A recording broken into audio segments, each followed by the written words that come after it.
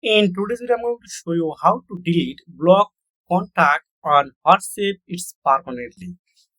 So if you found this video helpful, please consider liking and subscribe. First, I open WhatsApp on my Android phone.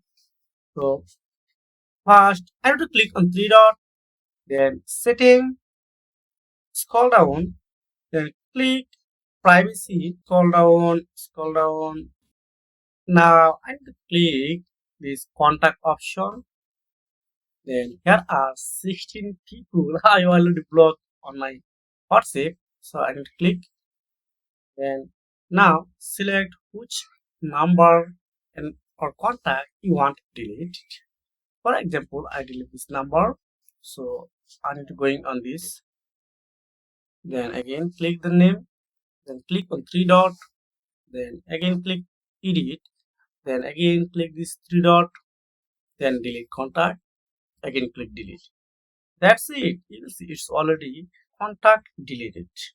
Thanks for watching. See you again. Take care. Goodbye.